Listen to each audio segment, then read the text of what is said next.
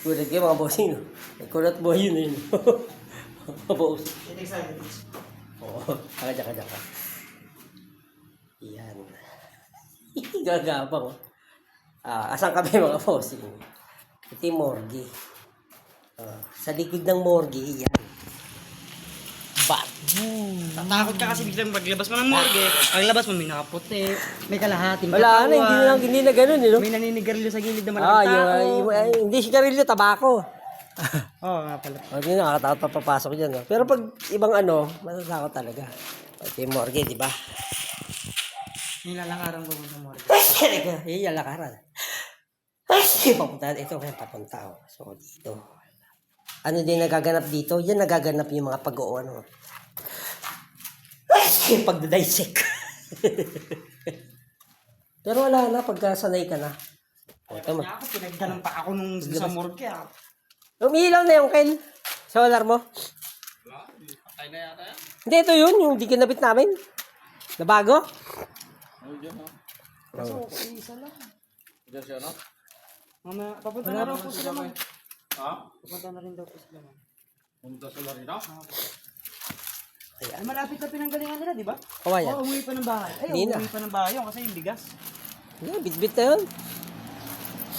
Di ba? Kaya, Yun, pumunta ng morgue. baba natin dito, ano yun? 10 kaban. Hindi na, bababa. Diba? Sabi nila, 20. Forest yan, gubat yan likod na yan. Yan, may mga bayawak, musang, zombie. Kulot, sabi ko may zombie. Yan. Zombie bayawak. Bayawak, musang, ahas.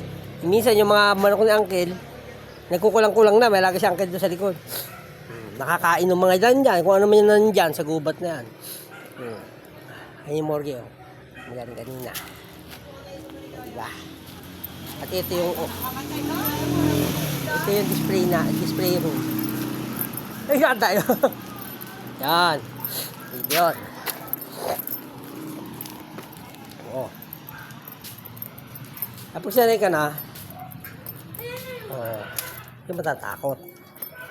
Bibili ka ng magandang kabaong dyan. Ito yung Sleeping Beauty. Yan yung may ilaw. Tapos nakikita siya dyan sa gilid. Diba? Ito mga metal casket.